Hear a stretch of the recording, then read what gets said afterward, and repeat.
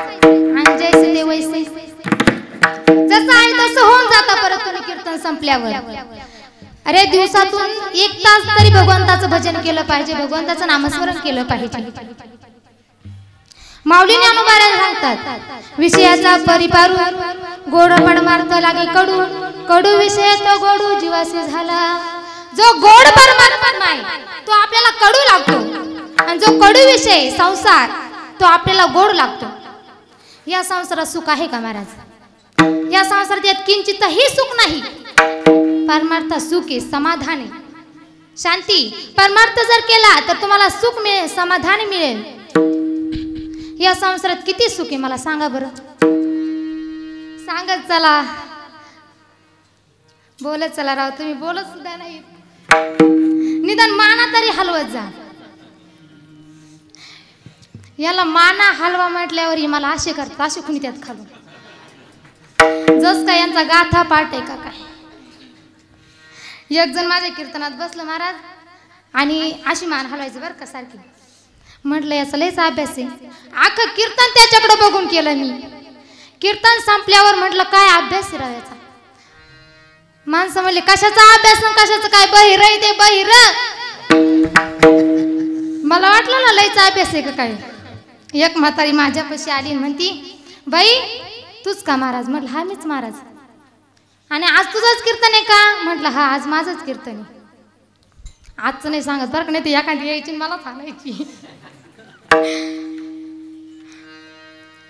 म्हणजे तुझंच कीर्तन आहे का आज? म्हटलं हा माझंच कीर्तन आहे आज।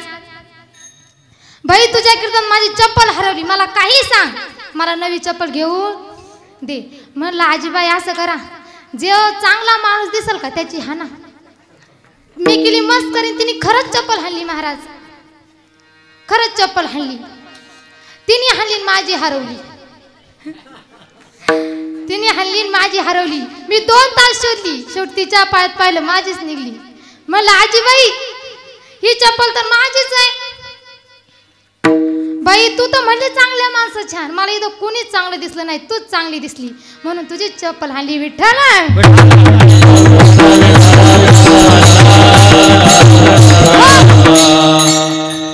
कुठं आलो होतो आपण? मला तूच सांग, तोच पैसे घेतले मग तूच सांग मला।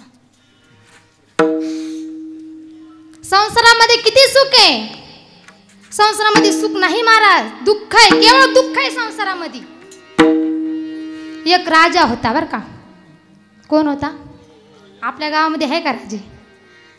एक राजा होता, त्याला 4 राण्या होत्या। पहिल्या राणीला तो प्रेमानं पाहायचा, दुसऱ्या राणीला तो जवळ घेऊन बसायचा, तिसऱ्या राणीला तो बाहेर घेऊन फिरायचा आणि चौथ्या राणीचा मात्र कंटाळा करायचा। आता मी तुम्हाला एकदा सांगणार, तुम्ही मला परत सांगायचं या। पहिल्या राणीला तो प्रेमानं पाहायचा, दुसऱ्या राणीला तो जवळ घेऊन बसायचा, तिसऱ्या राणीला तो बाहेर घेऊन फिरायचा आणि चौथ्या राणीचा मात्र कंटाळा करायचा। आता तुम्हाला सांगायचं, पहिल्या राणीला तो प्रेमानं, दुसऱ्या राणीला तो जवळ घेऊन, तिसऱ्या राणीला तो बाहेर घेऊन आणि चौथ्या राणीचा मात्र। एक दिवस राजाचा अंतिम काळ जवळ आला। राजाने विचार केला की आपल्या राण्याला बोलून घेतलं पाहिजे। पहिल्या राणीला बोलवलं, राणी साहेब इकडे या। काय झालं महाराज? माझा अंतिम काळ जवळ आला आहे, माझा मृत्यू काळ जवळ आला आहे, मग तुम्ही माझ्या सोबत यायला तयार आहे का? तेव्हा राणी म्हटली तू जा, तू गेल्याच्या नंतर मी इथंच राहते, मी काला सोडून जाते मला, मी इथून नसते जात, तू जा। दुसऱ्या राणीला बोलवलं, राणी साहेब इकडे या। काय झालं महाराज? मी तुम्हाला जवळ घेऊन बसतोय, मग तुम्ही माझ्यासोबत यायला तयार आहेत का? तेव्हा राणी म्हटली तुला आम्ही फक्त मशानभूमी पण सोडायला येणार, तिथून पुढे तुला एकट्यालाच जावं लागणार, तिथून पुढे काय मी येत नसते, तिथून पुढे तुलाच जावं लागणार आहे। तिसऱ्या राणीला बोलवलं, राणी साहेब इकडे या। राणी साहेब आली, म्हटली काय झालं महाराज? राणी साहेब तुम्हाला मी बाहेर घेऊन फिरतो, तुमची एवढी सेवा करतो, तुमच्यावर एवढं प्रेम करतो, मग तुम्ही आता माझा अंतिम काळ जवळ आला आहे, मग तुम्ही माझ्यासोबत यायला तयार आहे का? तेव्हा राणी काय म्हटली महाराज तुम्ही जा, तुम्ही गेल्याच्या नंतर मी दुसरी कोणाची तरी होणार आहे। तेवढ्यात चौथी राणी जवळून जात होती। चौथ्या राणीला आवाज दिला, राणी साहेब इकडे या। म्हणले काय झालं महाराज? राणी साहेब, कोणत्या तोंडानं तुम्हाला सांगावं? मी तुमच्या तोंडाकही कधी पाहिलं नाही, तरी मी आज तुमच्याकडे काहीतरी मागतोय. माझा अंतिम काळ जवळ आला आहे, माझा मृत्यू काळ जवळ आला आहे, मग तुम्ही माझ्यासोबत यायला तयार आहे का? तेव्हा राणी म्हटली, बाबा तू स्वर्गातच काय, तू नरकात जरी म्हटला ना तरी मी तुझ्या सोबत यायला तयार आहे. आता हा राजा कोण होता महाराज तुम्हाला माहिती का? कोण होता हा राजा? माहिती का तुम्हाला? तुम्हाला माहिती का? नाही माहिती. हा राजा तुम्ही आम्ही. आता तुम्ही माझं तुम्ही आम्ही कस काय? हा राजा आपली पहिली राणी, आपलं शरीर, त्या शरीराला विचारा, अरे बाबा माझा अंतिम काळ जवळ आला आहे, मग तू माझ्यासोबत यायला तयार आहे का? तेव्हा ते शरीर काय सांगतं माहिती का? तू जा, तू गेल्याच्या नंतर मी इथंच राहणार आहे. आपला आत्मा निघून जातो, शरीर तिथंच राहतं जाग्यावर.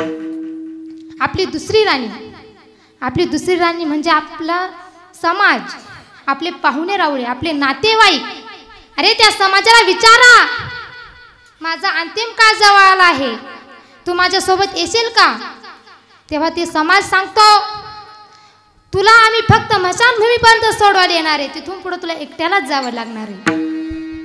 आपली तिसरी राणी, तिसरी राणी म्हणजे आपलं धन, आपला पैसा, आपली दौलत, आपले बंगला, गाडी, सर्व काही. त्या पैशाला विचारा, तू माझ्यासोबत यायला तयार आहे का? तेव्हा तो पैसा सांगतो, बाबा तू गेल्याच्या नंतर मी दुसरं कोणाच्या तरी खिशात जाणार आहे. आपली चौथी राणी, आपलं सत्कर्म, आपलं धर्म, आपला परमार्थ. त्या सत्कर्माला विचारा, त्या परमार्थाला विचारा, बाबा माझा अंतिम काळ जवळ आला आहे, मग तू माझ्यासोबत यायला तयार आहे का? तेव्हा तो परमार्थ सांगतो, सत्कर्म सांगतो, बाबा तू स्वर्गातच काय, तू नरकात जरी म्हटला ना तरी मी तुझ्या सोबत यायला तयार आहे. म्हणून जगद्गुरु तुकोबारा सांगतात, भक्त कसे जाणले पाहिजे? जे देहावर उदास आहे असे भक्त जाणले पाहिजे. एक पैठण नावाचे थोर संत होऊन गेले महाराज, पैठण गावातले थोर संत होऊन गेले. त्यांचं नाव कुर्मादास महाराज. कुर्मादास महाराज, भानुदास महाराजांचं कीर्तन चालू हवं महाराज. तुम्हाला माहिती का, कुर्मादास महाराजांना इथून हात नव्हते, इथून पायी नव्हते. भानुदास महाराजांचं कीर्तन चालू हवं आणि कुर्मादासांनी म्हणावं, बाबा भानुदास महाराजांचं कीर्तन चालू झालंय, बाबा मला नेऊन सोडता का कीर्तनामध्ये? बाबा मला नेऊन सोडता का कीर्तनामध्ये? बाबाने आपल्या पाठीवर घ्यावं आणि भानुदास महाराजांच्या कीर्तनामध्ये आणून बसावं. एक दिवस असा आला महाराज, सर्व काही ओलांडून गेलं. भानुदास कुर्मादास महाराजांच्या वडिलांचा मृत्यू झाला, त्याला देव वेदना झाली. आता मला कोण नेणार कीर्तनाला? बरेच दिवस कीर्तनाला गेले नाही, पण एक दिवस अचानक भानुदास महाराजांच्या कीर्तनाचा आवाज त्यांच्या कानावर पडला आणि आईला म्हटले, आई भानुदास महाराजांचं कीर्तन चालू झालंय ग. आई भानुदास महाराजांचं कीर्तन चालू झालंय ग, मला कीर्तनात नेऊन सोडते का? तेव्हा आई म्हटली, अरे तुझा बाप झुरझुर करून मेला आणि तुला आता मलाही मारायचंय का? त्याच्या डोळ्यामध्ये खळकण पाणी आलं महाराज. कुर्मादास महाराज म्हटले, आई एकदाच नेऊन सोड ग, परत नाही म्हणणार आई, एकदाच नेऊन सोड. अरे 22 वर्षाचा घोडमा झालास, उचलत नाहीस रे? आई एकदाच नेऊन सोड. पुन्हा त्याच्या डोळ्यामध्ये पाणी आलं. म्हटले, आई एकदाच नेऊन सोड आई, परत नाही म्हणणार गाई, एकदाच नेऊन सोड. फक्त पाठीवर उचललं, गेटच्या बाहेर आणून सोडलं आणि आपलं घर काम करण्याकरता आई निघून गेली. तिथून लोटांगण घालत घालत घालत घालत कुर्मादास महाराज भानुदास महाराजांच्या कीर्तनात येऊन बसले. भानुदास महाराजांनी विचारलं, कुर्मा आलास का? तेव्हा कुर्मादास महाराजांनी आपले असे हात जोडले, महाराज असे छोटे छोटे हात जोडले आणि सांगितलं, हा महाराज आलो. कुणी आणून सोडलं? आईने आणून सोडलं. कशाला त्रास देतो आईला? आता नाही देणार म्हणजे आता मी जाणार नाही इथून, आता मी इथंच राहणार. भानुदास महाराज म्हणले, खूप लेट झाला बाबा, तू खूप लेट झाला तू. आता आम्ही वारी करता निघलो आहे पंढरीच्या. खूप लेट झालायस तू, मी तुमच्या सोबत येणार. आता भानुदास महाराजांना वाटलं याला हात नाही, याला पायी नाही, हा कशाचा वारीला येतोय. भानुदास महाराज तिथून निघून गेले. तेवढ्या रात्री कुर्मादास महाराजांनी लोटांगण घालत घालत वारी चालू केली. दिवसा झोपायचे आणि रात्री वारी करायचे. प्रत्येक गावामध्ये जाऊन सांगायचे माझ्या गुरूंची दिंडी येऊ राहिली, तुम्ही भोजनाची व्यवस्था करून ठेवा. परत लोटांगण घालत घालत घालत घालत दुसऱ्या गावात जायचे. परत सांगायचे माझ्या गुरूंची दिंडी येऊ राहिली, तुम्ही भोजनाची व्यवस्था करून ठेवा, तुम्ही काहीतरी भोजनाची व्यवस्था करून ठेवा. भानुदास महाराज म्हटले असा कोण शिष्य आहे आपला जो आपल्या भोजनाची व्यवस्था करून ठेवतोय, जो आपल्या भोजनाची व्यवस्था करून ठेवतो, असा कोण शिष्य आहे आपला. एक पंढरपूरच्या मागं एक लहूर नावाचं गाव आहे, 27 किलोमीटर मागं लहूर नावाचं गाव आहे महाराज. तिथं कुर्मादास महाराजांची आणि भानुदास महाराजांची भेट झाली. महाराज कुर्मादास महाराजांच्या अंगामधून रक्त येत होतं, लोटांगण घालून घालून त्यांच्या अंगातून रक्त येत होतं, त्यांच्या अंगाच्या लाही लाही झाल्या होत्या. भानुदास महाराज म्हटले कुर्मा फक्त 27 किलोमीटर राहिले, चाल ना. नाही महाराज आता नाही येऊ शकत, आता माझ्यामध्ये तेवढा जीव राहिला नाही तिथपर्यंत येण्याकरता, आता नाही येऊ शकत. अरे तुला कुणाला तरी उचलून घ्यायला लावतो, चल ना. नाही महाराज तुम्ही जा, पण माझं एक काम करा, जा आणि त्या भगवंताच्या पुढं दोनदा हात जोडा, एकदा तुमचा हात जोडा आणि एकदा माझा हात जोडा आणि सांगा तुमच्या कुर्मादास तुमचा भक्त येता येता त्याचं काहीतरी पुण्य कमी पडलं म्हणून तो निम्म्या अर्ध्या वाटेवर मृत्यू पावला आणि त्यांनी प्राण सोडून दिला. एवढा करा उपकार देवा सांगा नमस्कार. म्हणून जगद्गुरु तुकोबाराय सांगतात जे देहावर उदास आहे असे भक्त जाणले पाहिजे. माझे कुर्मादास महाराज, माझे गोरोबा काका, माझे तुकोबाराय, माझे ज्ञानोबाराय, सर्व संत देहावर उदास आहे. अभंगाचं प्रथम चरण. भक्ताईचे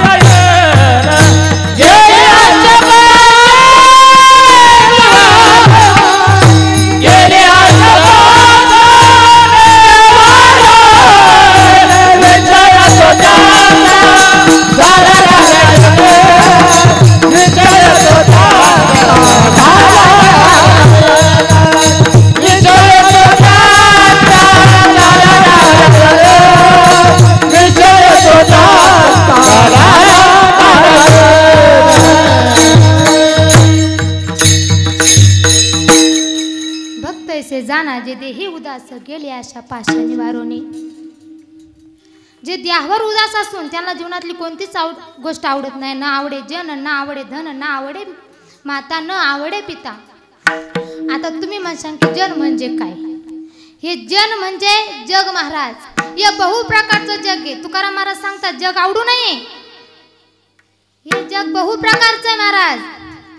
तुमच्या दारात शेजारचं कुत्र आलं तरी तुम्ही त्याला भाकर टाकता का महाराज? हे बहु प्रकारचं जग आहे. एखाद्याला निवडून आणायचं म्हणलं ना, एखाद्या नेत्याला निवडून आणायचं, लांबची गोष्ट तर सोडा, आपला सरपंचच निवडून आणायचा ना तरी एकाच्या गाडीत बसतात, तिसऱ्याचा चहा पितात, चौथ्याचा प्रचार करतात आणि पाचव्याला निवडून आणतात. असं हे जग आहे महाराज. म्हणून तुकाराम महाराज म्हणतात हे जग आवडू नये. हे बहु प्रकारचं जग आहे. हे जग आवडू नये. धन का आवडू नये? या धनामाग कळी काळाचा लाग आहे म्हणून धन आवडू नये. 4 चोर होते बर का. 4 चोर होते. त्यांनी एक घर फोडलं, चोरी केली आणि 2 चोरांनी 2 चोरांना सांगितलं बाबांनो तुम्ही आपल्याला खाण्याकरता मिठाई घेऊन या. आता हे मिठाई आणण्याकरिता गेले. यांनी इकडे विचार केला की आपण त्या मिठाईमध्ये विष टाकून नेऊ म्हणजे हे दोघं मरतील आणि अख्खं धन आपलं होईल. यांनीही इकडे विचार केला की ते आल्याच्या नंतर आपण त्यांना पाणी आणण्याकरिता पाठवू. ते पाणी आणायला गेले की आपण धक्का देऊ, ते विहिरीत पडतील, वरून दगड टाकून मारून टाकू. ते आले, त्यांना पाणी आणण्याकरिता पाठवलं, पाण्यात लोटून दिलं, वरून दगड टाकले आणि मारून टाकलं. हे ते मिठाई खाण्याकरिता गेले, मिठाई खाल्ली, हेही दोघं मेले. म्हणजे बघा या धनामागे काही काळाचा लाग आहे. हे धन आवडू नये तुकाराम महाराज म्हणतात. आता तुम्ही म्हणशाल धन आवडू नये, जग आवडू नये, मग माता पिता का आवडू नये? जगद्गुरु तुकोबरा सांगतात कैकई सारखी माता असेल तर ती माता आवडू नये, कश्यपू सारखे पिता असतील तर ते पिता आवडू नये. अभंगाचा 2 चरण.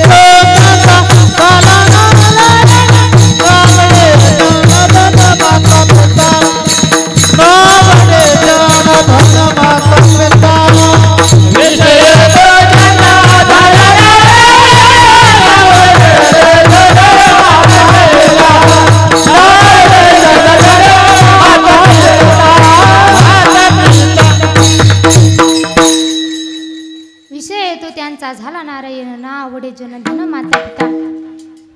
महाराज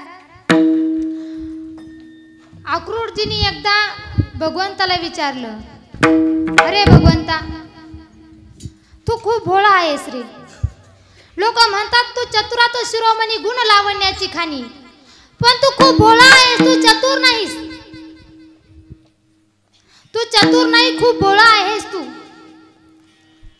भगवान श्रीकृष्ण म्हणले, कस काय भोळा आहे मी? अरे सारखं द्रौपदी द्रौपदी द्रौपदी द्रौपदी सारखं द्रौपदीचं भजन करत असतो. अरे सुभद्राताई तुझी सख्खी बहीण आहे, सख्खी बहीण, तिच्याकडे तरी कधीतरी पाहत जा. आपलं ते आपलं असतं बाबा, आणि परका ते परका असतं. बरं आपलं ते आपलं असतं. आजपासून सुभद्राताईचं भजन करतो.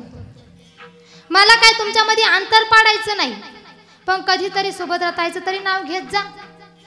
बरं आपलं ते आपलं असतं, घेतो सुभद्राताईचं नाव. भगवंताने थोडा विसर पडून दिला आणि म्हटले कालच एकादश झाली, आपण काय करू सुभद्राताई काहीतरी खाण्याकरता जाऊ. सुभद्राताई का गेले, म्हणले सुभद्राताई खूप भूक लागली, खूप पोटात टोचू राहिले, कालच एकादश झाली, आज खूप भूक लागली, काहीतरी खाण्याकरता बनव. सुभद्राताई म्हणली बाबा माझ्या मैत्रिणीच्या मुलाचं लग्न आहे, माझं मेकअप चाललंय, तिथं फळ ठेवलेत घेऊन खा. भगवान श्रीकृष्ण ते फळ घेतलं हातामध्ये, ते कापण्याकरिता गेले. एक फोड काढली अक्रूरजींना दिली, दुसरी फोड काढली खाली ठेवली, तिसरी फोड कापायला गेले, करंगळीच कापून घेतली आणि सांगितलं माझं बोट कापलं. सुभद्राताई म्हणली तुला एक काम सांगितलं ते धड होत नाही, थांब मी चिंदी घेऊन आली. चिंदी आणण्याकरिता गेली, चिंदी आणण्याकरिता गेली. महाराज 2 तास लावली चिंदी सापडायला. हिच्याकडे काही साड्या कमी होत्या का? ही भगवंताची बहीण होती ना, हिच्याकडे साड्या कमी होत्या का? नाही, भरपूर साड्या होत्या. तर ही 2 तास लावली चिंदी सापडायला. म्हणले आपण द्रौपदीताईक जाऊ. द्रौपदीताईक गेले. द्रौपदीताई तुळशीला गोल फेरा घालत होती. तेवढ्यात भगवंत तिथं आले आणि द्रौपदीताईला आवाज दिला, द्रौपदीताई. द्रौपदीने भगवंताकडे पाहिलं, पाहतच राहिली त्यांच्याकडं. अक्रूरजी म्हणले अगं भगवंताच्या बोटाला लागलाय, काहीतरी चिंदी आण बांधण्याकरता. थांबा चिंदी नको. पळतच भगवंताकडे गेली, आपल्या डोक्यावरचा पदर खाली घेतला आणि पदरातून साडी फाडली. तेवढ्यात अक्रूरजी म्हणले अगं सौभाग्यवती स्त्रीने डोक्यावरचा पदर खाली घ्यायचा नसतो, घ्या डोक्यावरचा पदर. त्यांनी आपल्या नवऱ्याला धोका असतो, आपल्या कुंकवाला धोका असतो. सौभाग्यवती स्त्रीने पदर खाली घ्यायचा नसतो. आपल्यामध्ये किती वेळाने घेतला हे डोक्यावर पदर? घ्या बरं, आता सांगितलं तरी घ्या घ्या घ्या.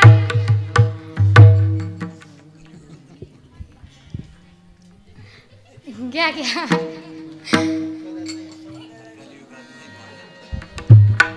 अजून पुढे लय अवघड परिस्थिती येणारी महाराज आपल्या. या बाया घेतात ना, या आत्ता घेतात कीर्तनात, नंतर तर कीर्तन सुद्धा घेणार नाही, एवढी अवघड परिस्थिती आली. डोक्यावरचा पदर खाली घ्यायचा नसतो, त्यांनी कुंकवाला धोका असतो. द्रौपदीने ताईने सांगितलं मला माहिती, मला शास्त्र माहिती आहे, सौभाग्यवती स्त्रीने डोक्यावरचा पदर खाली घ्यायचा नसतो, पदरातून साडी फाडायची नसती, मला हे माहिती आहे. पण ऐका ना, ज्याच्यासाठी मी डोक्यावरचा पदर खाली घेतलाय आणि पदरावरून साडी फाडली, त्याच्या हातात आहे माझ्या पतीला किती दिवस सुरक्षित ठेवायचं ते त्याच्या हातात आहे. भगवंताच्या डोळ्यामध्ये खळकण पाणी आलं महाराज. भगवंताच्या डोळ्यामध्ये पाणी आलं आणि भगवंताने मनात विचार केला की आपण द्रौपदीताईची अजून परीक्षा घेतली पाहिजे. अगं द्रौपदीताई तू साडी फाडाय नको होतीस, एवढी चांगली साडी तू फाडलीस, एवढी महागडी साडी तू फाडलीस, तू फाडायला नको होतीस. तेव्हा द्रौपदी ताई म्हणली, अरे तुझ्या जर काम येणार असेल ना तर आमच्या नसा काढून तुझ्या बोटाला गुंडाळू. यदि काम आवे आपके भगवान, यदि काम आवे आपके तो काढू दू न सको, यदि काम आवे आपके तो काढू दू न सको. ये तो रेशम के धागे है वो भी साधारण वस्त्र, ये तो रेशम के धागे है वो भी साधारण वस्त्र. ना दूल्हे के जोड़े है ना दुल्हन के बागे है. तुझ्या जर काम येणार असेल ना आमच्या नसा काढून तुझ्या बोटाला गुंडाळू. कोण म्हणते? द्रौपदी ताई म्हणते तुझ्या बोटाला गुंडाळू, आमच्या नसा काढून तुझ्या बोटाला गुंडाळू. महाराज, जी चिंधी द्रौपदी ताईने भगवंताच्या बोटाला गुंडाळली होती का, तिच्यामध्ये 999 धागे होते. त्या चिंधीत बर का 999 धागे होते. पण ते तिला पुढे किती काम आले आपल्याला बघायचंय. ज्या वेळेस पांडवांनी द्रौपदीला डावात लावलं, जुगाराच्या डावामध्ये लावलं, त्यांच्याकडे काही शिल्लक राहिले नाही म्हणून त्यांनी द्रौपदीला डावामध्ये लावलं आणि तोही डाव ते हरले. दुर्योधनाने सांगितलं, हे दुःशासना ओढ त्या द्रौपदीला भर सभेत. द्रौपदीला भर सभेत ओढण्यात आलं. दुःशासनाने द्रौपदीचा पदर धरला आणि ओढायला लागला. तेवढ्यात द्रौपदी ताई म्हटली, भाऊजी मी तुमची वहिनी आहे, वहिनी ही आईप्रमाणे असते, मी तुमची वहिनी आहे. तेव्हा दुःशासन काय म्हटला माहिती का महाराज, तू आज आमची वहिनी नाही, तू आज आमची आई नाही, तू आमची आज दासी आहे, दासी. द्रौपदी ताई म्हणली, अरे दासी का असे ना, पण दासी सुद्धा एवढा छळ कुणी करत नाही. पांडवांकडे पाहिलं, पांडवांनी खाली मान घातली. भीष्माचार्यांकडे पाहिलं, भीष्माचार्यांनी सुद्धा मान खाली घातली. महाराज, तिच्या लक्षात आलं इथं आपल्याला सोडवण्यासाठी दुसरं कोणीच नाही भगवंताशिवाय. कोठे कोठे गुंतलास द्वारकेच्या राया, कोठे गुंतलास द्वारकेच्या राया, कोठे गुंतलास द्वारकेच्या राया, कोठे गुंतलास द्वारकेच्या राया, कोठे गुंतलास द्वारकेच्या राया,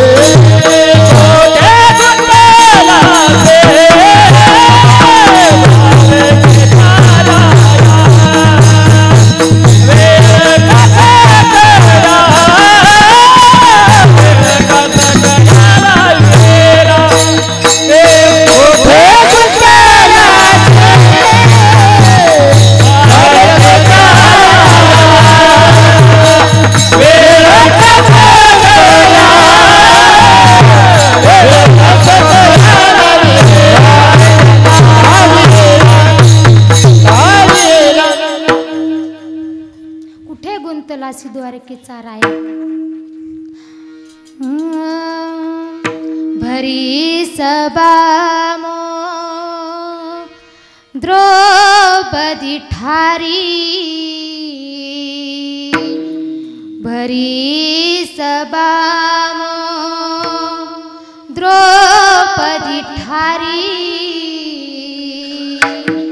लाखों लाज हमारी रे गोवर्धन गिरिधारी गोवर्धन गिरिधारी रे गोवर्धन गिरिधारी रे भगवंताला आवाज दिला. भगवंत द्वारकेला गेले. द्वारकेवरून पुन्हा तिथं आले. तेव्हा द्रौपदी ताई म्हणली, अरे बाबा किती उशीर लावलास. द्रौपदी ताई, तुम्हाला मनातून जर पुकारला असता ना, मी तुझ्यामध्येच होतो, तुझ्या हृदयामध्येच होतो. पण तुम्हाला काय म्हटली, कुठे गुंतलासी द्वारकेच्या राया. मला तू द्वारकेवरून बोलावलं, मला इथून पुन्हा द्वारकेला जावं लागलं आणि पुन्हा इथं यावं लागलं. मी तुझ्यामध्येच होतो ग, पण तू मला मनातून पुकारलं नाही, तू मला द्वारकेवरून पुकारलं, म्हणून मला पुन्हा तिथं जाऊन यावं लागलं. महाराज, ज्यावेळेस बोटाला 999 धागे गुंडाळले होते का, तेवढ्या साड्या भगवंतांनी द्रौपदी सोडल्या. साड्या सोडता सोडता दुशासन वैतागला, वाढता वाढता एवढ्या साड्या भगवंतांनी सोडल्या, तरी माग हटला नाही बर का. तरी दुशासन माग हटेना. शेवटी 999 साड्या संपल्या. भगवंताने आपला पितांबर सोडला. भीष्माचार्य म्हणले, अरे दुशासना, साईटला होस, भगवंताचा पितांबर आहे, तू जळून भस्म होशील, साईटला हो. पितांबर सोडला आणि साईटला झाला. म्हणजे बघा, भगवंत आधी देतो मग घेतो, त्याचा स्वभावच आहे. देसी तेव्हा घेसी.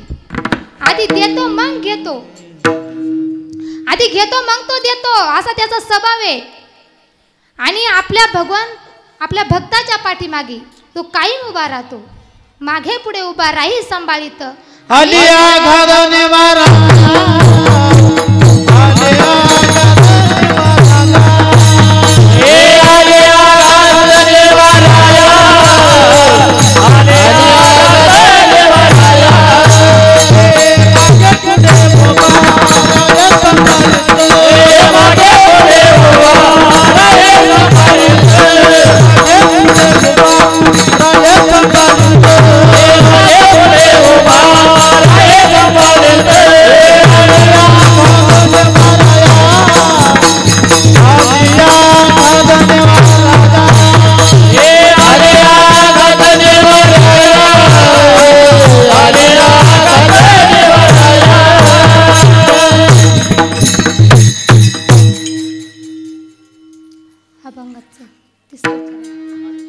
निर्वाणी गोविंदाचे मागे पुढे, निर्वाणी गोविंद आचे मागे पुढे, निर्वाणी गोविंदाचे मागे पुढे, निर्वाणी गोविंदाचे मागे पुढे, निर्वाणी गोविंद आचे मागे पुढे, निर्वाणी गोविंद आचे मागे पुढे.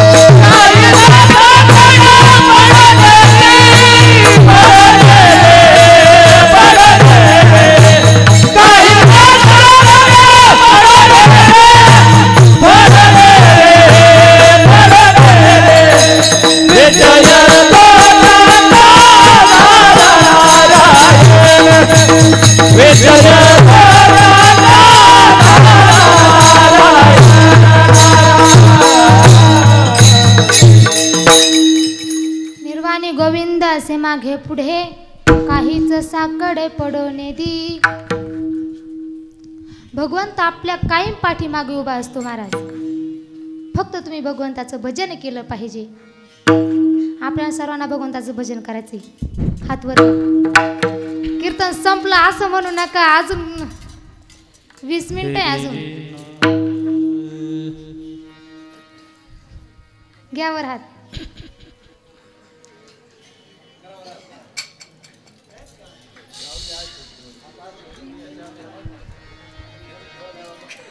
आणि सर्वांनी डोक्यावर पदर घ्यायचा आहे. मला तसं जमत नाही महाराज. पहिल्यांदा महिलाच्या डोक्यावर पदर असला पाहिजे.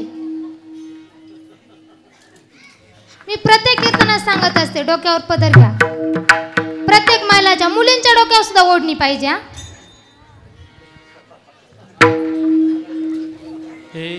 अरे पदर म्हणते मी तुम्हाला. बऱ्याच महिलांच्या अजूनही पदर दिसत नाही मला.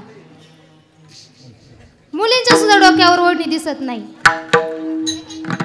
महाराज तुम्हाला सांगू का, मुलांनी व्यसन करू नये.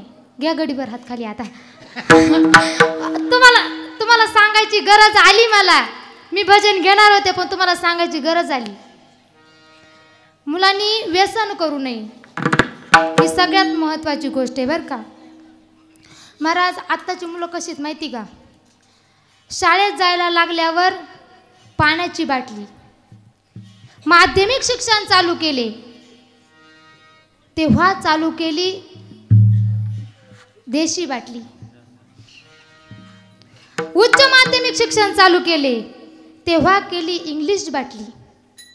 ती का बरी नाही वाटली, ती का बरी नाही वाटली, मग चालू केली गावठी बाटली.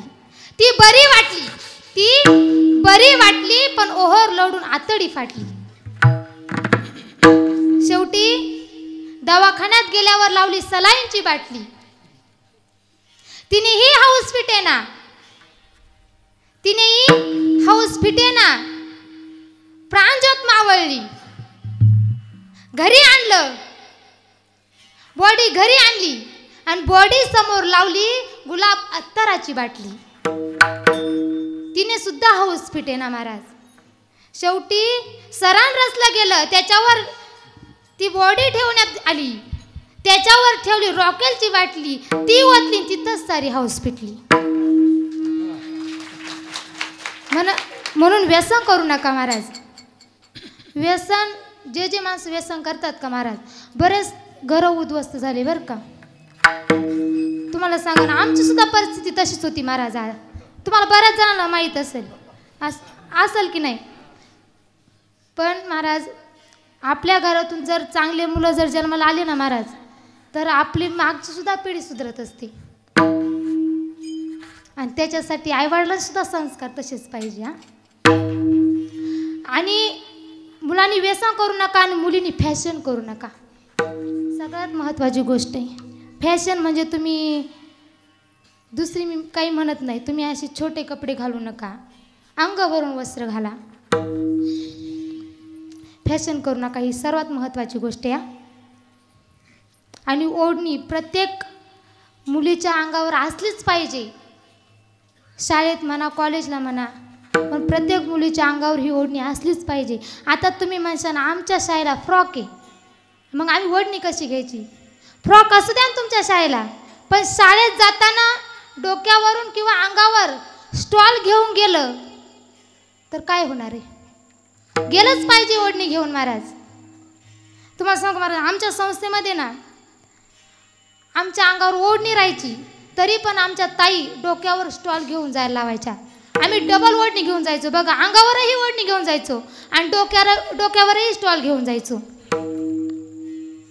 म्हणून मुलींनो फॅशन करू नका. सगळ्यात महत्त्वाची गोष्ट आहे तुमच्यासाठी. आता घ्या हातवर.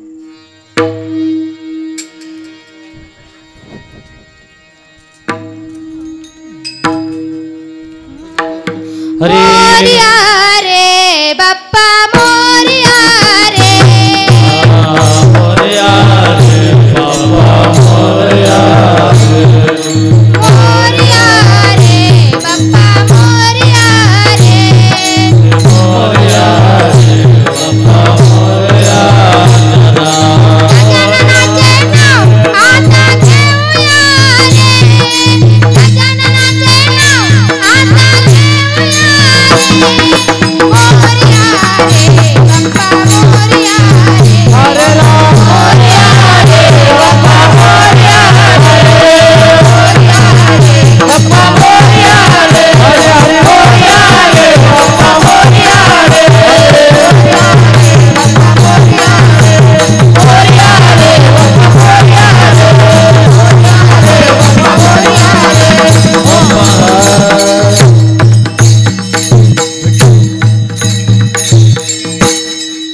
हाताने.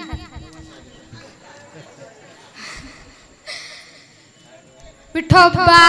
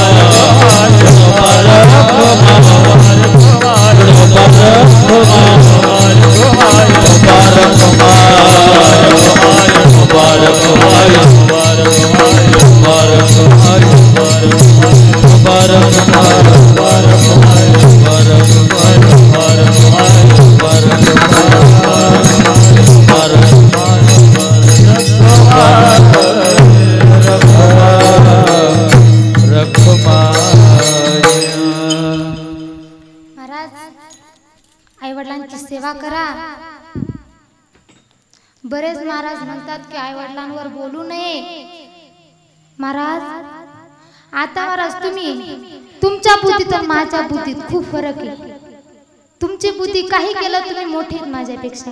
तुमची बुद्धी मोठीच असणार माझ्यापेक्षा. मी लहान आहे. माझी बुद्धी तुमच्यापेक्षा लहानच असणार. लहान कीर्तनकाराबरोबर लहान मुलांबरोबर मोठ्या व्यक्तींनी बरोबरी करू नये महाराज. बरोबरी की नाही. आपल्या वयाचा माणूस बघा. आपल्या वयाचा तर सोडाच. आपल्यापेक्षा मोठा माणूस बघा. त्याच्या पुढं कसं जाईल ते बघा. आपल्या लहानाची बरोबरी करून चालणार नाही महाराज. नाही चालणार आपल्यापेक्षा लहान माणसाची बरोबरी करून. अरे आई-वडिलांचं का सांगू नये. त्या आई-वडिलांनी आज आपल्याला जन्म दिलाय. एवढं लहान असं मोठं केलंय आणि आज मला हे शिकवलंय ना महाराज. हे सुद्धा आज मी इथं उभी ना त्या आई-वडिलांमुळेच मी इथं उभी आहे. त्यांची सेवा केलीच पाहिजे आणि थोडं तरी त्यांचं वर्णन केलंच पाहिजे महाराज. आपण त्यांचं वर्णन नाही केलं तर त्यांच्या मनाला आज कसं वाटतं सांगा ना. आपण आपल्या मुलाला एवढं शिकवलंय आणि आपलेच मुलं जर आपलं पुढं नाव घेत नसतील, आपलंच वर्णन करत नसतील तर त्यांच्या जीवाला काय वाटेल सांगा ना तुम्ही महाराज. म्हणून आई-वडिलांची सेवा केलीच पाहिजे. अरे दोन टायमाचं जेवण वाढणारी आई आपल्या सर्वांच्याच लक्षात राहते. पण काबाड कष्ट करून दिवस रात्र काबाड कष्ट करून आपल्या मुलांसाठी 5 एकर शेत विकत घेतो आणि आयुष्यभराची सिदोरची सेवा करून ठेवितो. तो बाप किती जणांच्या लक्षात राहिला महाराज. त्या बापाला सर्वच जण विसरून गेले. बाप तुम्हाला आहे, बाप मला आहे, आई तुम्हाला पण आहे, आई मला पण आहे. अरे रस्त्याने जात असताना जर ठेच लागली तर आई ग हा शब्द आपल्या तोंडातून निघतो. आणि थोडं पुढं जाऊन मोठा साप दिसला, मोठी गाडी दिसली, मोठी रेल्वे दिसली तर बाप रे हा शब्द आपल्या तोंडातून निघतोय. यावरून लक्षात येत आहे छोट्या छोट्या कानांना आई आहे पण मोठ्या मोठ्या कानांना मात्र माझा बाप आहे. बाप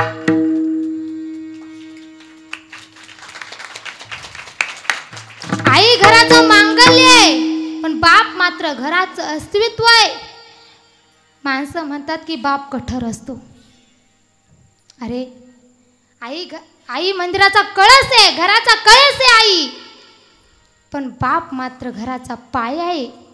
कळस सगळ्यांना झळकतो पण ज्याच्या आधारावर कळस उभा आहे ना त्याला सर्वजण विसरून जातात आणि म्हणतात की बाप कठोर आहे. अरे कठोर आहे म्हणून तर तो काही बोलत नसतो. अरे कटोरे म्हणून तर तो काही बोलत नसतो. महाराज, आपल्या आयुष्यामध्ये ना बाप 4 वेळा रडतो बरं का. पहिल्यांदा बाप रडतो ज्यावेळेस मुलीला पाहुणे बघायला येतात, मुलीचं लग्न जमतं तेव्हा माझा बाप सगळ्यात पहिल्यांदा रडतो बरं का. आणि दुसऱ्यांदा माझा बाप रडतो मुलीचं लग्न झाल्यावर माझा बाप दुसऱ्यांदा रडतो. तिसऱ्यांदा माझा बाप रडतो ते म्हणजे मुलीला टाकून दिलं जातं किंवा मुलीला तारुण्य वयात मुलगी विधवा होते त्यावेळेस माझा बाप तिसऱ्यांदा रडतो. आणि चौथ्यांदा माझा बाप रडतो ना महाराज, चौथ्यांदा माझा बाप रडतो ते म्हणजे तारुण्य वयामध्ये मुलं आल्याच्या नंतर तेच मुलं जर बापाला आरे कारेची भाषा करत असतील ना महाराज तर माझा बाप चौथ्यांदा रडतो, चौथ्यांदा रडतो माझा बाप. अरे तुमच्या माझ्या बापाची अवस्था या फणसाच्या काट्यासारखी. फणस आपल्याला काटेरी दिसतो पण आतून मऊ मुलायम गर आहे. जगाने पाहताना त्या फणसाचे काटेच बघितले पण ज्याने आतून मऊ मुलायम गर चाकलाय ना त्यालाच त्या फणसाची किंमत कळाली, त्यालाच त्या फणसाची किंमत कळाली. ज्याने आतून बाप जाणलाय ना महाराज त्यालाच त्या बापाची किंमत कळाली. ज्याने बाहेरून बाप जाणलाय त्याला कधीच बापाची किंमत कळणार नाही. बाप स्वाभिमानी बाना, बाप कनकर कना, त्याच्या काळजात सुद्धा लाजाळूची संवेदना. बाप तलवार ढाल, बाप पेटती मशाल, त्याच्या फाटक्या सत्र्याला हिऱ्या मोत्याचा रुबाब. महाराज, एक बाप 4-4, 5-5 मुलांना सांभाळण्याची धमक ठेवतो पण तेच 4-4, 5-5 मुलं महाराज एका बापालाही सांभाळू शकत नाही. ही सगळ्यात मोठी शोकांतिका आहे. एका बापालाही ते 4-5 मुलं सांभाळत नाही. एक आई 4-4, 5-5 मुलांना सांभाळण्याची धमक ठेवते पण तेच 4-4, 5-5 मुलं ना एका आईलाही सांभाळू शकत नाही. महाराज बघा, एक 7 वर्षाचा मुलगा आहे बरं का, 7 वर्षाचा मुलगा आहे. आईला मुलगा लहान असताना देववेदना झाली महाराज. तो बाला विचारायचा, बाबा माझी आई कुठे मला सांगा ना. हे विसरण्याकरता बाप दुसरं लग्न करतो. दुसरी आई घरात आल्याच्या नंतर त्याला काम सांगायची, बाळ्या इकडे ये, भांडे घास, बाळ्या बाळ्या इकडे ये, कपडे धु. त्या छोट्याशा हातांनी महाराज ते कपडे धुवायचा, भांडे घासायचा. एक दिवस मैत्रिणीच्या मुलीच्या लग्नाला जायचं होतं म्हणून तिने एक नवीनशी साडी प्रेस करण्यासाठी मुलाखत दिली. कित्येक दिवस शाळेत गेला नाही म्हणून वर्गमित्र घरी आला आणि म्हणला, अरे तुला शिक्षकांनी बोलावलंयस रे, किती दिवस शाळेत आला नाहीस, तुला शिक्षकांनी बोलवलंय. तेवढंच थोडंसं लक्ष त्या वर्गमित्राकडे गेलं आणि ती साडी जळली महाराज. तिचा घमघम वास सुटला. हा वास त्या आईच्या नाकापर्यंत गेला. ती आई धावतच आली आणि जाळलीच ना माझी साडी, तुला एक काम धड होत नाही, जाळलीच ना माझी साडी, मला लग्नाला जायचं होतं. वाक खाली वाकायला लावलं. त्याला वाटलं पाया पडायला लावते काय महाराज. पाया पडायला गेला. अरे तिकडं तोंड करून वाट, इकडं तोंड नको करूस. तिकडं तोंड करून वाटला. त्याला वाटलं मागून लाद देईन आणि पुढं तोंडावर पाडन, पण तसं नाही झालं महाराज. तिने ती लाल बुंद झालेली इस्त्री घेतली आणि त्या बाळाच्या पाठीवर ठेवली. बाळ आई ग म्हणून ओरडला, बाळ आई ग म्हणून ओरडला आणि आईच्या फोटो जवळ गेला ना म्हणतोय, कशाला सोडून गेली आई स्वर्गाला, कोण वागविल तुझी या बाळा.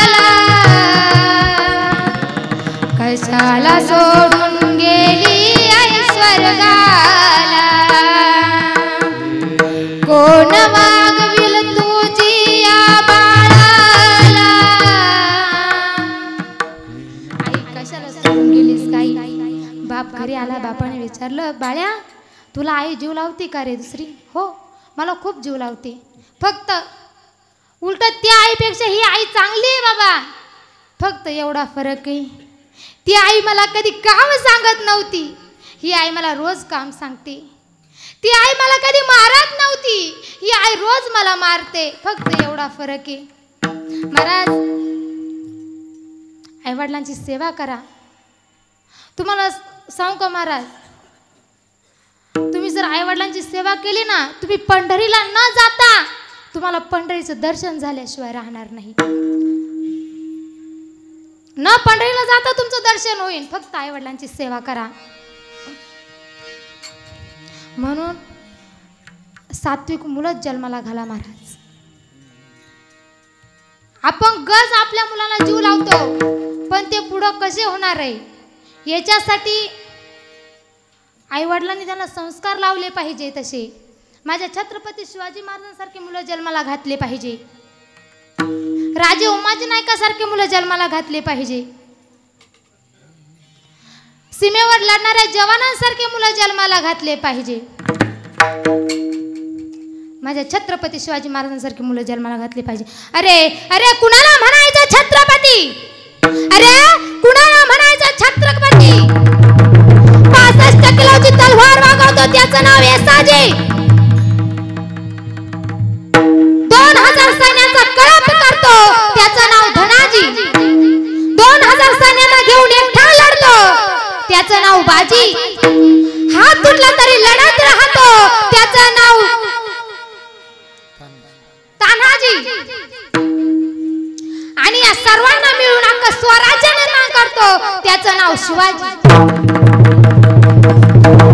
अरे अरे कसे होते पहिले मराठे, कसे होते पहिले मराठे, लवकर उठे लढायला सुटे, तलवार तुटे मग पिछे ना हटे, असे होते पहिले मराठे. आणि आताचे मराठे कसे कसे मराठे आताचे कसे, हा उशिरा उठे पोरीन माघा सुटे, थोबाड फुटे पण पिछे ना हटे, असे आताचे मराठी.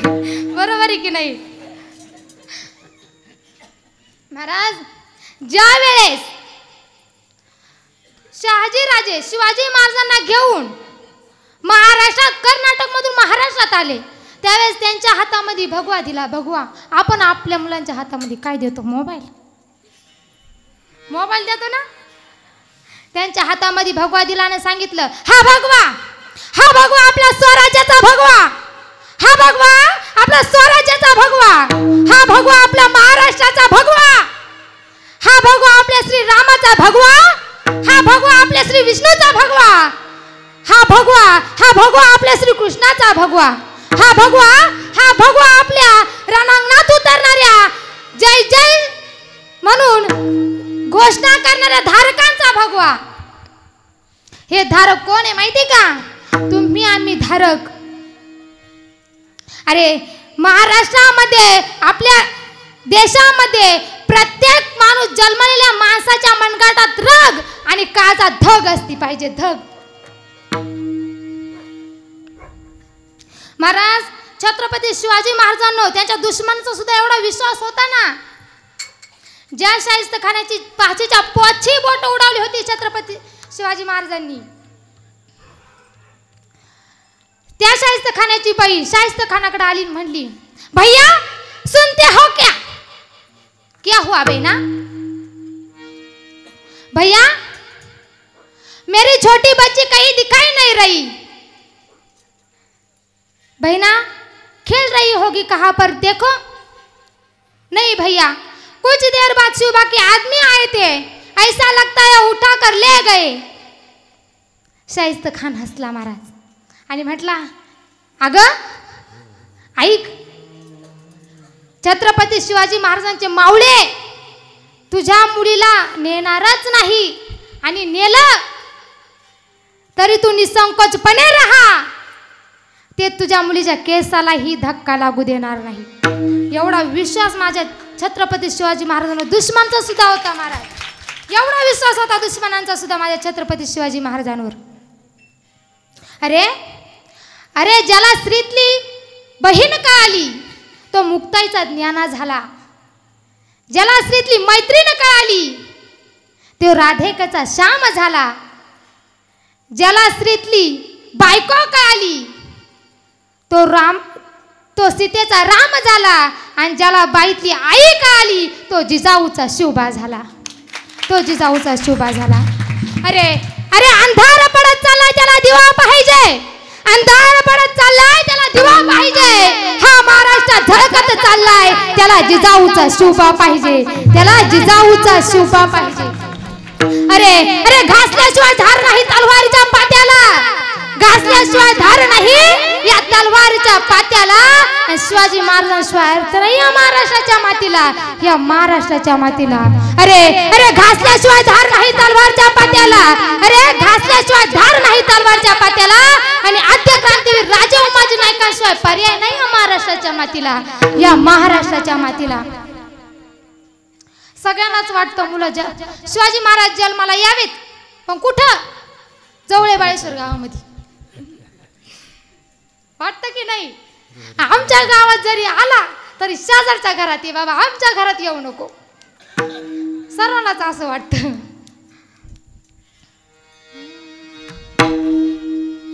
एकच राजा इथे जन्मला. एकच राजा इथे जन्मला. शिवनेरी किल्ल्यावर किल्ल्यावर माझ्या राजांचं नाव.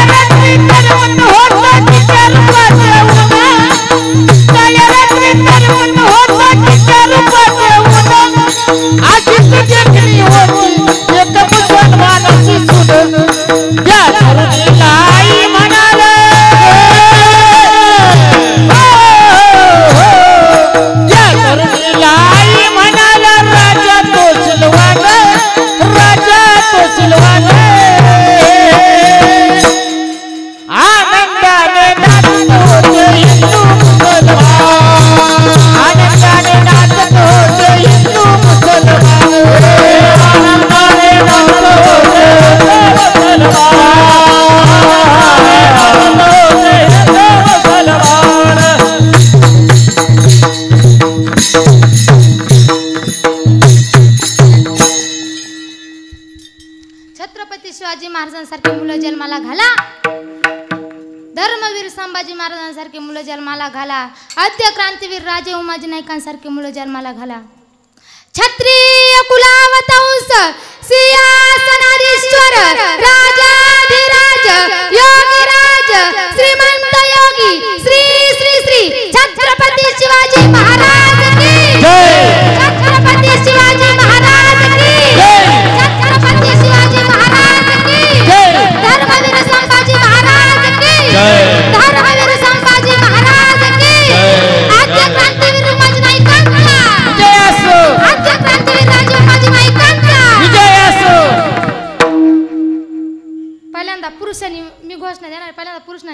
शिक्षण द्यायचा. कोण भारी पडते बघ, मुख्यमंत्र्याच्या बहिणी भारी पडतात, मुख्यमंत्र्याचे दाजी. कोण भारी आले का पैसे तुम्हाला? आम्हाला नाही आले, आम्हाला येणार नाही. टाईम आहे अजून आम्हाला. आले ना पैसे? थोडं लावडा लावीत जा महाराज, त्याचे ते 500 तरी मिळतील. नुसती बायकोचं पुढं पुढं करायचं, 500 तरी आपल्याकडे घ्यायचे. 3000 पडलेत माहिती का तुम्हाला? 3 तुम्हाला माहीत लागून दिलं नसेल.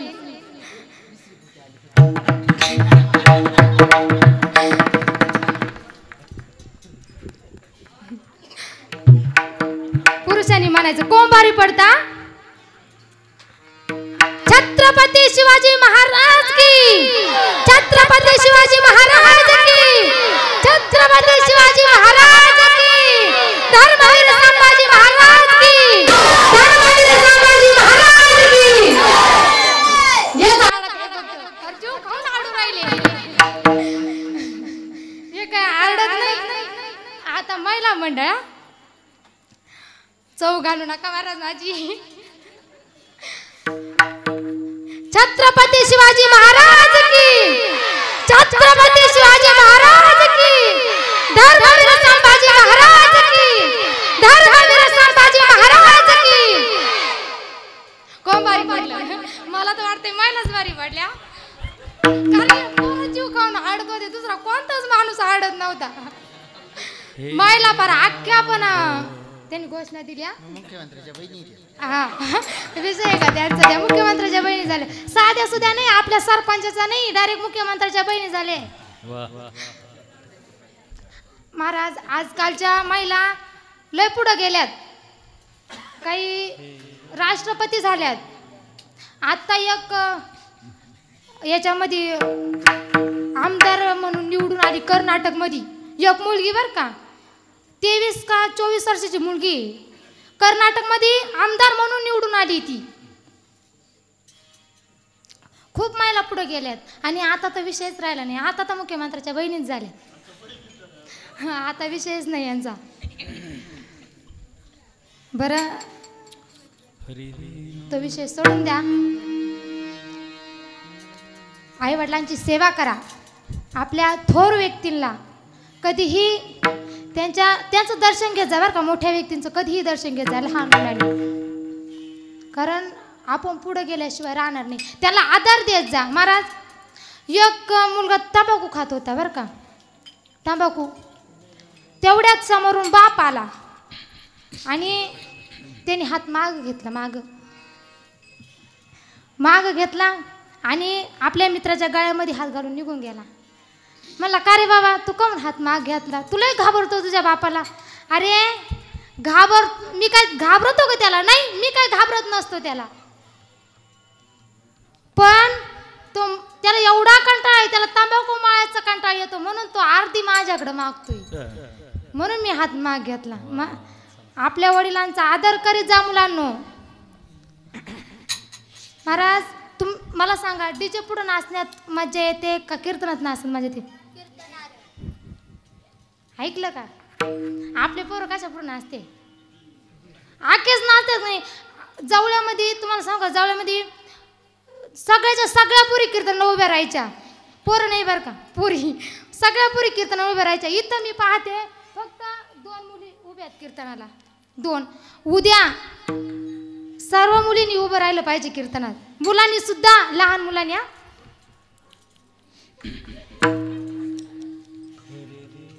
मला माहिती तुम्ही राहणारच नाही उभे, तुम्हाला सांगूनही काही उपयोग नाही तसा. बरं, आईवडिलांची सेवा करा, मोठ्या व्यक्तींचा आदर करा. जगद्गुरु तुकोबारा सांगतात, आपण चांगलं कर्म केलं तर आपल्याला मोक्षापर्यंत देव मोक्षापर्यंत नेऊन पोहोचवत असतो. मग कुणाला नरकात जायचंय आणि कुणाला स्वर्गात जायचंय हा तुमचा प्रश्न राहिला. अभंगाचा शेवटचा तुका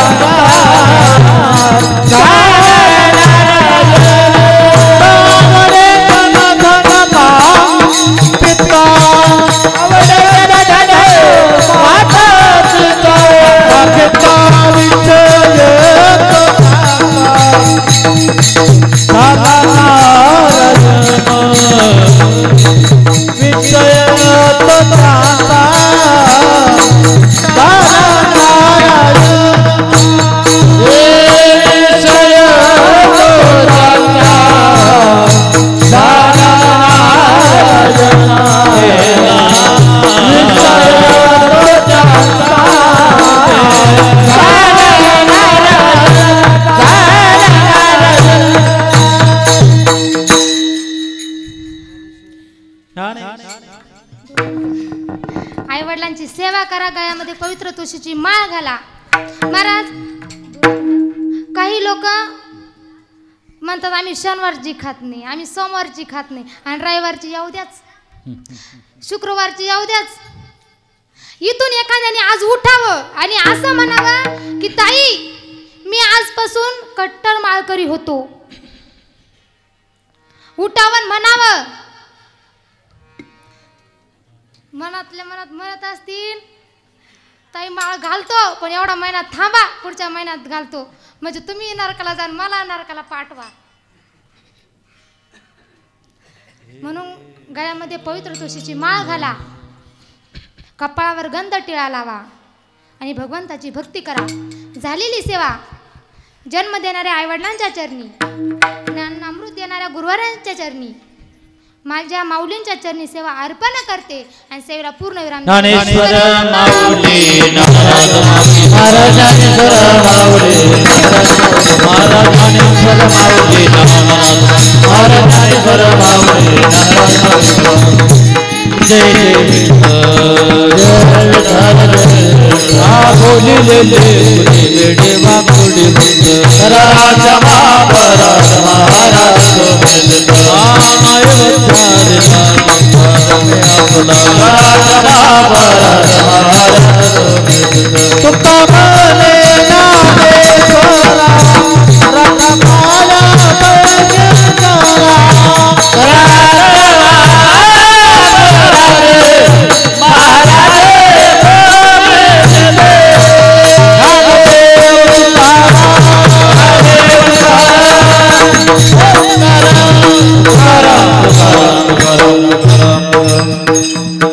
पंढरी गोवर्धन विठ्ठल श्री ज्ञानदेव तुकाराम पंढरनाथ.